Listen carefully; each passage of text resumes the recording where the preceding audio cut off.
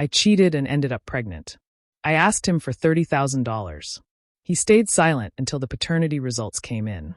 After that, he disappeared without saying a single word. I honestly don't even know where to begin. I'm shaking right now. I've been with Garrett for 5 years. He runs a really successful car restoration shop, the kind where wealthy people bring their classic Ferraris and Mustangs. He built it from the ground up, starting with just a toolbox in a rented garage when we first met. Now, he has 12 employees and more work than he can manage. He's intense. That's the word everyone uses. When Garrett enters a room, people take notice. He doesn't say much, but when he does, everyone pays attention. He has this way of looking at you that makes it seem like he can see right through the nonsense. I used to love that about him. The confidence, the way he faced challenges without a hitch, how other women would stare at him. And he wouldn't even notice because he only had eyes for me. 3 months ago, he had to fly to Arizona for a rare car auction, a big chance for his business. I told him I was visiting my mom in Ohio, but I lied. It was actually my 10-year high school reunion. I didn't mention it to Garrett because I was embarrassed. I'd gained some weight, and my real estate career wasn't as impressive as I had hoped. I just wanted to get through it and return home without any questions. Rico, my ex from senior year, was there. Now he's a bartender at a dive bar. Nothing like Garrett. Rico's still the same, wearing the same cologne from high school and telling the same old stories.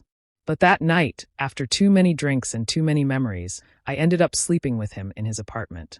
The next morning, I felt terrible. Garrett called while I was still in Rico's bed, asking how my mom was doing. I lied through my teeth while Rico's arm was still around me, thinking I could forget it, pretend it never happened. Then 2 weeks later, the test showed 2 lines. The math didn't add up for it to be Garrett's. We'd barely been together that month since he'd been busy working on a celebrity's car collection. But with Rico, that night was right in my fertile window. I panicked. Garrett makes a good living, really good money, while Rico lives with 2 roommates. Garrett had been talking about kids and marriage, while Rico still acts like he's 17. So I told Garrett I was pregnant. I watched his face change, a slow smile I had never seen before. He picked me up and spun me around, excitedly discussing converting the office into a nursery. I felt nauseous, and not just from morning sickness. Then the bills started rolling in prenatal care, specialists because I was high risk. The guilt was overwhelming.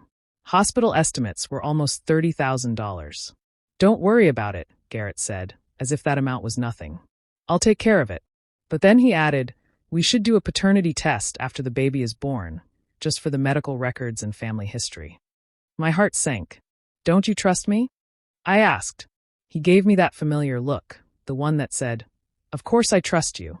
It's just paperwork. That was 3 months ago. Since then, everything has changed. He moved into the guest room, claiming my pregnancy pillows took up too much space. He stopped calling me baby, stopped texting during the day. He still paid every bill and came to every appointment, but it felt like living with a polite stranger. I tried everything, lingerie, his favorite meals, crying, fighting, but he just looked at me with those calm eyes and went back to whatever he was doing. Are we okay? I asked last week. We're fine, he replied, not looking up from his laptop. The baby came 2 days ago, a boy with Rico's eyes and my nose. Garrett held him, signed all the papers, and handled everything at the hospital without saying much. Yesterday, he scheduled the paternity test. I'm sitting in my hospital bed typing this while Garrett's downstairs getting coffee. I want to run away with a baby, but where would I go? I have no money. My credit cards are maxed out from baby expenses, and my commission checks have been terrible because I've been too stressed to work.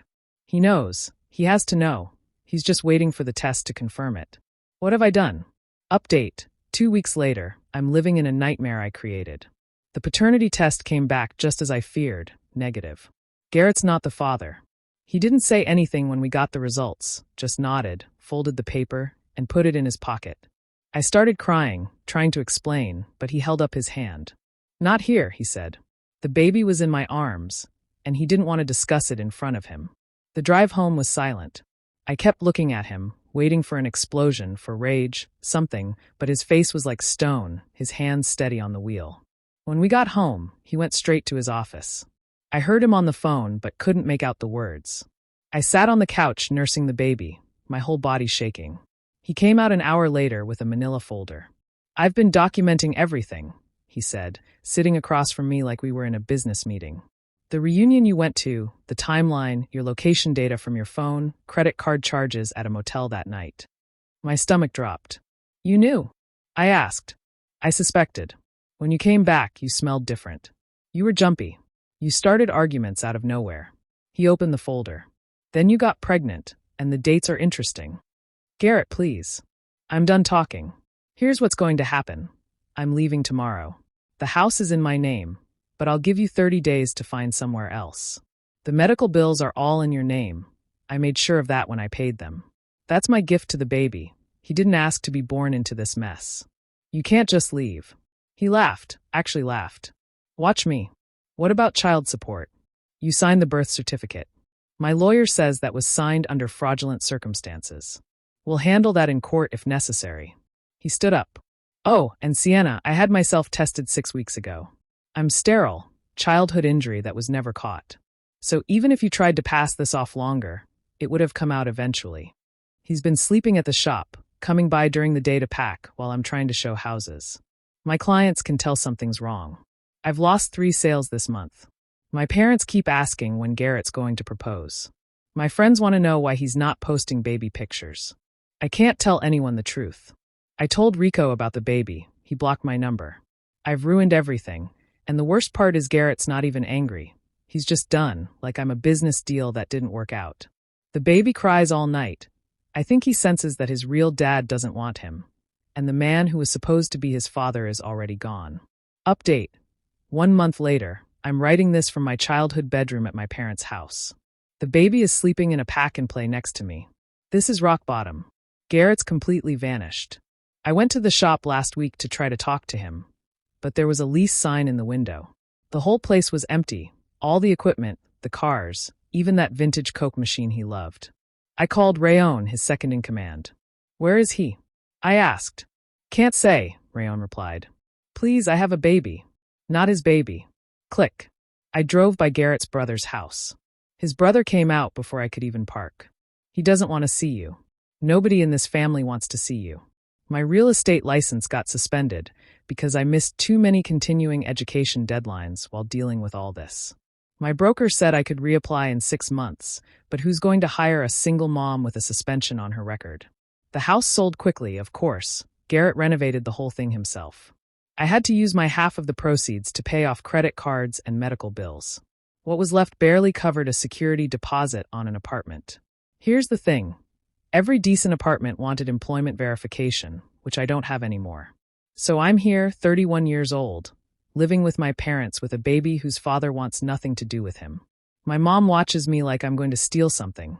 My dad won't even look at the baby. Where's Garrett? My mom asked again yesterday. I finally told them everything. My father walked out of the room, and I haven't seen him since. My mom cried harder than when Grandma died. That man was going to marry you, she kept saying. He was building a life with you. How could you? I don't have an answer. I had everything. A man who adored me, who built things with his hands and solved problems without complaint, who was respected by other men and desired by women, who came home to me every night without fail. I threw it away for what? For Rico? Rico, who's 31 and still gets high before his shifts. Rico, who slept with me and then acted like I didn't exist. The baby looks more like Rico every day.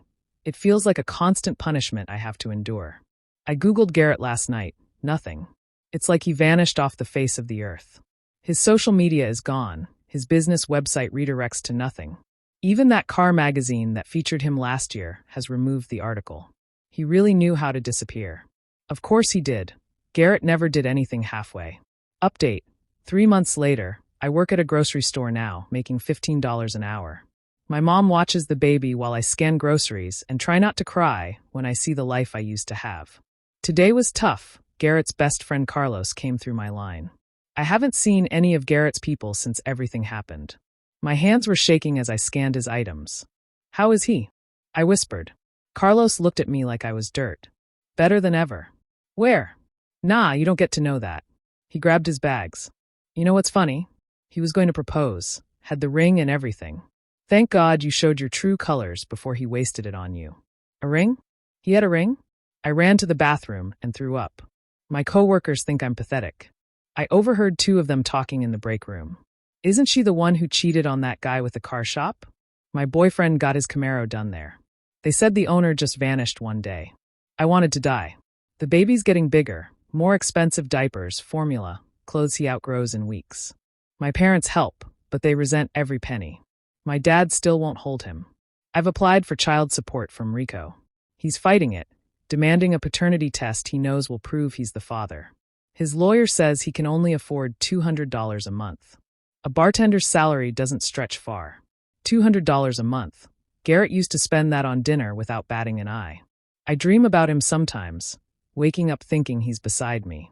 Then I remember I'm in my teenage bed with SpongeBob sheets my mom never threw away, and he's somewhere else building a new life without me.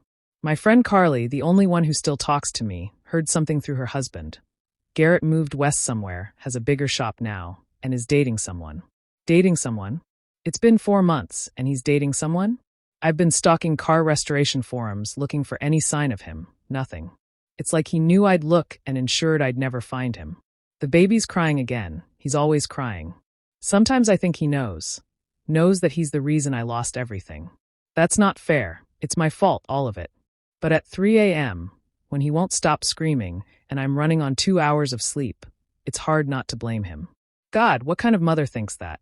The kind who ruined her life for one stupid night. Update. 6 months later, I found him. Not directly, but I know where he is now. My cousin in Denver posted Instagram photos from a fancy car show, and there in the background was Garrett's shop logo. New name, new branding, but I'd recognize his work anywhere. He always had a knack for clean lines and vintage fonts. Mile High Customs, he's in Denver. I spent all night on their website. It's stunning. Professional photos of incredible cars, a team page with 15 employees. And there at the bottom, founded by G. Mitchell. He's using his middle name. No photos of him, but the About page sounds like him. Precision, integrity, excellence. That's Garrett. Every word measured, every detail perfect. I called. I don't even know what I was thinking.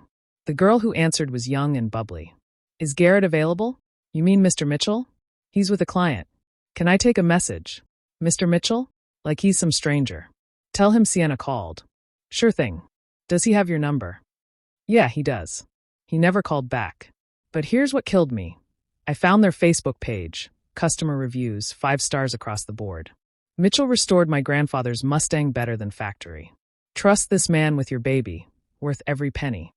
And then I saw it, a photo from their company Christmas party last month. Garrett in the background, laughing. He looks good, healthy, happy. There's a woman next to him, her hand on his arm. Blonde, tall. The kind of woman who probably never cheated on anyone in her life. The comments on the photo read, "Great party. So happy for you and Jenna. You two are perfect together. About time Mitchell found someone who deserves him." Jenna, her name is Jenna. I zoomed in until the photo became blurry. He's wearing a watch I don't recognize, his hair a little longer, same strong hands, same broad shoulders, same way of standing like he owns the ground beneath him. But the way he looks at her, he used to look at me like that. Rico finally started paying child support, $200 a month, just like his lawyer said. It doesn't even cover diapers. He's never met his son, doesn't want to. I'm still at the grocery store, just got promoted to shift supervisor. An extra $1.50 an hour. My parents are proud. See, you're getting your life together. Getting my life together? I'm a 32-year-old single mom living with my parents, making $16.50 an hour, raising a baby alone because I couldn't keep my legs closed at a high school reunion. Meanwhile, Garrett's in Denver with his bigger shop and his blonde girlfriend and his new life. The baby said mama, yesterday, his first word. I cried for an hour, not because I was happy, but because I realized he'll never say dada to anyone who cares. Final update. 1 year later, this is my last update. I need to stop torturing myself and move on, but I wanted to write this down, maybe as a warning to others, or just to get it out of my head. Garrett's married. I found out through LinkedIn of all places. I was updating my profile. Still at the grocery store, now the assistant manager, and he popped up in the People You May Know section. G. Mitchell, founder/CEO at Mile High Customs, entrepreneur, car enthusiast, husband to Jenna. I clicked before I could stop myself. His profile was limited, but there was one photo. Him and her at what looked like their wedding, small and intimate on some mountain overlook. She's wearing a simple dress. He's He's in jeans and a blazer, and they both look radiant. The date hit me like a punch. They got married 6 months after he left me. 6 months. It took him 6 months to find someone worthy of marrying after I wasted 5 years of his life. But here's what really hurt. One of his employees commented on the wedding photo. "So happy for you both.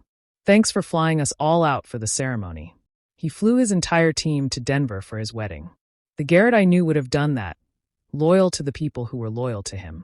I wonder if he told her about me, the woman who lied and cheated and tried to pass off another man's baby as his. Or if I'm just a cautionary tale he never mentions, a mistake he corrected. My son is walking now. He looks exactly like Rico, same eyes, same nose, same curly hair. Rico's seen him exactly twice, both times to drop off court-ordered paperwork. "He looks just like me," Rico said the last time, like it was funny. "Yeah," I said. "He does. Weird how things work out, huh?" Weird. That's one word for destroying your entire life for mediocre schmecks with a mediocre man who thinks fatherhood is a $200 monthly inconvenience. I've dated a little, coffee here, dinner there, but when they ask about my son's father, what do I say? "Oh, I cheated on the best man I ever knew with a loser bartender and tried to commit paternity fraud." The truth is uglier than any lie I could tell. My therapist says I need to forgive myself, that everyone makes mistakes, but this wasn't a mistake. It was a choice, a series of choices. Every lie I told, every day I stayed silent, every time I looked Garrett in the eye and pretended that baby was his. He knew, of course he knew. He was always smarter than I gave him credit for. Sometimes I do the math. If I had kept my legs closed that night, where would I be? Married to Garrett, probably. Living in Denver in some beautiful house he renovated with his own hands. Pregnant with his actual child. Secure, loved, respected. Instead, I'm here, sleeping in my childhood room, raising a baby alone, making $17 an hour, and acting like it's an achievement. But you want to know the worst part? The thing that keeps me up at night? I can't even hate him for leaving. He did exactly what he should have done, what any man with self-respect would do. He protected himself, cut his losses, and moved on to someone better, because that's what Garrett does. He builds things, fixes things, and when something's beyond repair, he strips it for parts and starts over. I was beyond repair. My son's crying. He's always crying these days, teething, the doctor says. But sometimes I wonder if he just knows that he was born from a lie, that his existence cost me everything, that his real father doesn't want him, and the man who could have loved him is living his best life 1,000 miles away. "It's okay, baby," I whisper, picking him up. "Mama's here. Mama's here. Because that's all I am now, all I'll ever be, the woman who had everything and threw it away for nothing. Don't be like me." Edit, logging off. The message is calling me a loser and saying I deserved it. Yeah, I know. I know what I am. I know what I did. I know what I deserve. For those asking why I wrote this, I don't know. Maybe I needed to confess to strangers, because everyone who matters already knows what a piece of crap I am. Maybe I wanted someone to tell me it gets better, even though I know it doesn't. Not when you screw up this badly. To the other women in my situation, don't lie. The truth will destroy you, but lies will take longer and drag everyone else down with you. To anyone who thinks cheating is no big deal, I hope you never learn how wrong you are the way I did. I'm done now. Going to delete this account and try to focus on being the mother my son deserves, even if I'll never be the woman Garrett deserved. He's building cars and a life in Denver. I'm building nothing but regret.